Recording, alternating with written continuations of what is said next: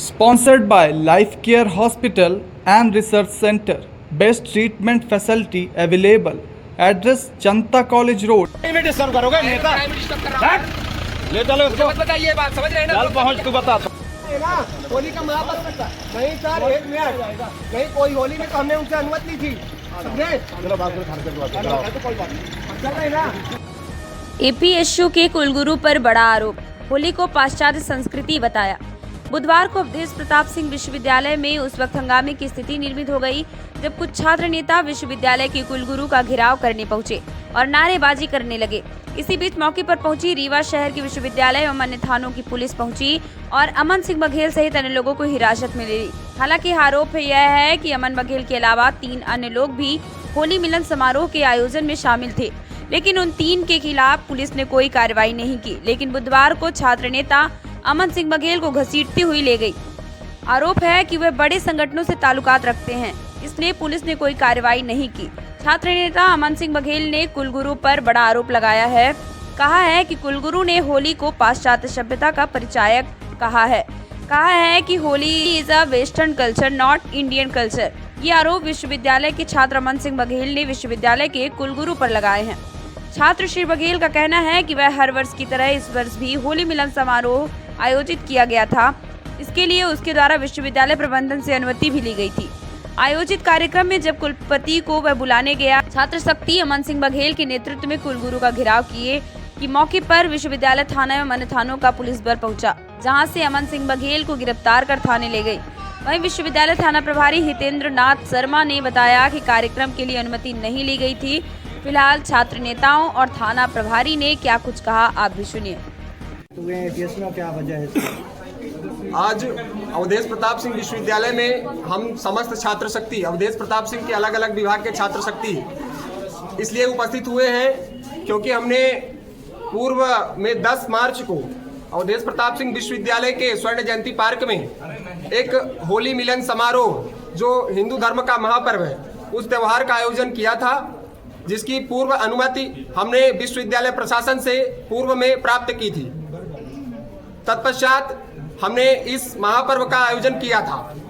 माननीय कुलगुरु महोदय द्वारा 10 मार्च को 10 बजे से हमारा कार्यक्रम प्रारंभ हुआ, 2 बजे तक संचालित होना था, किंतु 12 बजे माननीय कुलगुरु महोदय को जब मैं बुलाने आता हूं कि चलिए 5 मिनट बच्चों को सर संबोधित कर दीजिए, तब मैं उनके जब चैम्बर में पहुंचा तो उन्होंने विश्वविद्यालय थाना के कुछ पुलिस प्रशासन को बुलाकर रखा था।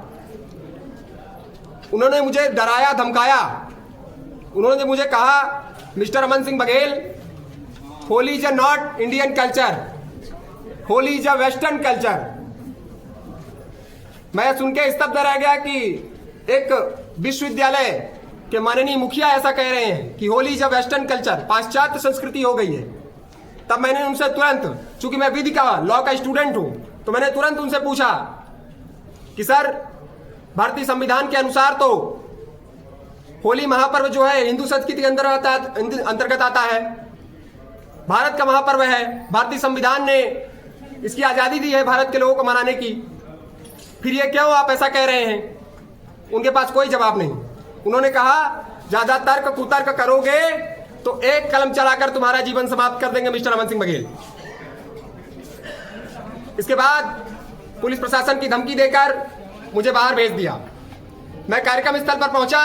इसके बाद एपीएसयू के समस्त छात्र शक्ति का अपने कार्यक्रम में अनुशासन के साथ कार्यक्रम कर रहे थे, पूरे विधिक नियमों का पालन करके कार्यक्रम कर रहे थे, भारतीय संविधान के अनुसार कार्यक्रम कर रहे थे, किंतु वहां पुलिस प्रशासन पहुंचा, व्यवधान उत्पन्न किया।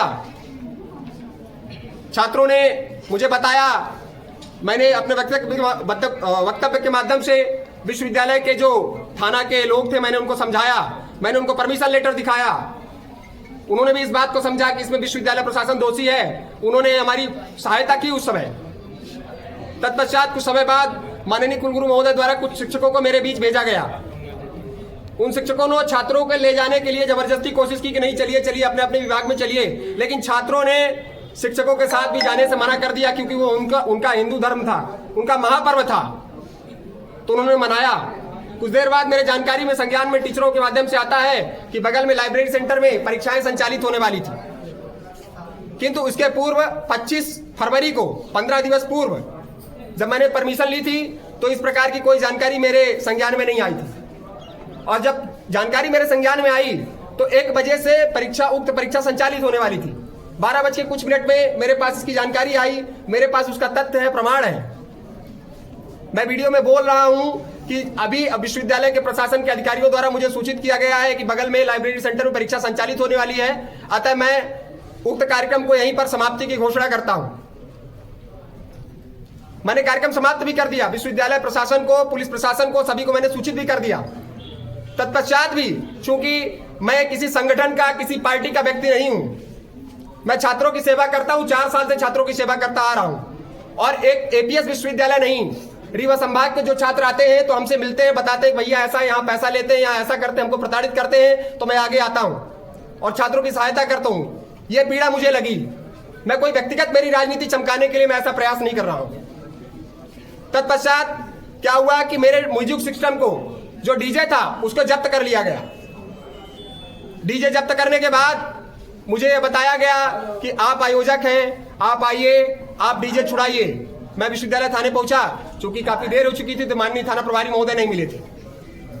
इसके बाद भी क्या हुआ, दिनांक 11 मार्च को मेरे खिलाफ विश्वविद्यालय के माननीय कुलगुरु महोदय एक नोटिस निकालते हैं। उक्त नोटिस में माननीय कुलगुरु महोदय मुझे एक तथाकथित छात्र घोषित करते हैं। उन्होंने बताया कि मैंने उनसे तर्क कुतर्क किया है। यदि किसी कुलगुरु जी ने मुझसे कोई प्रश्न पूछा, मैंने उनका जवाब दे दिया कि भारतीय संस्कृति के अंदर जो है होली महापर्व आता है, तो मैंने क्या अपराध कर दिया?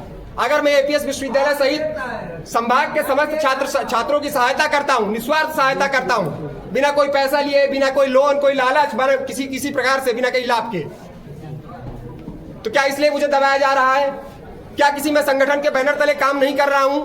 इंडिपेंडेंट मैं ये चाह रहा हूं, विशेष रूप से मैं ये चाह रहा हूं। आज हमने इसका निश्चित घेराव करना तय किया था कि बीसी साहब का घेराव करेंगे, बीसी कार्यालय का घेराव करेंगे।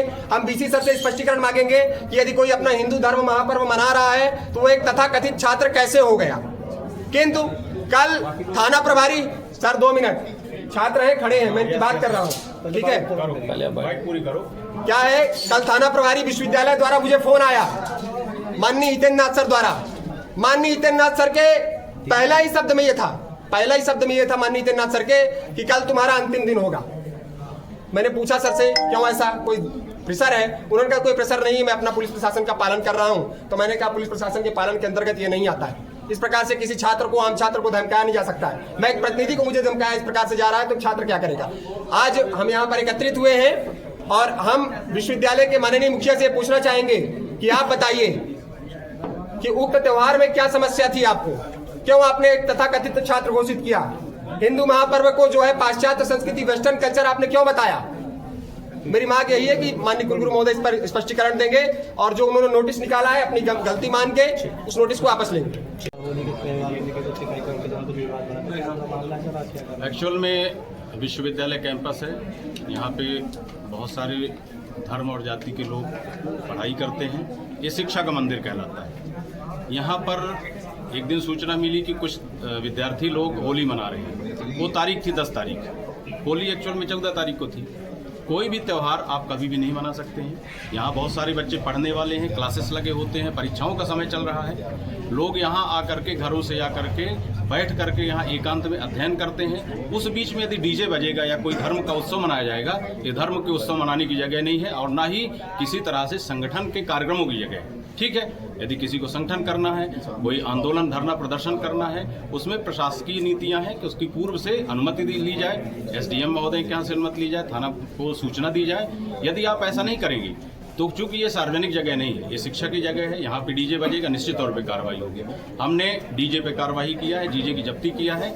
डीजे वाले से अभी चूंकि अन्य कार्यक्रम में व्यस्तता से बयान नहीं लिए हैं कि डीजे किसने बुक किया था और कहां से डीजे कैंपस के अंदर आया, इसकी हम जांच कर रहे हैं। निश्चित तौर पे जिन जिन लोगों ने डीजे बुक किया होगा और उस दिन यहाँ शामिल होंगे, उसमें हम वैधानिक कार्रवाई करेंगे। रही बात आज की, आज भी यहाँ पे कोई सभागार में कार्यक्रम चल रहा है। ये शिक्षा है, ये शिक्षा की जगह है, कॉलेज है। यहाँ पे कोई कार्यक्रम आप वीसी साहब की अनुमति से या प्रशासकीय अनुमति से ही करेंगे।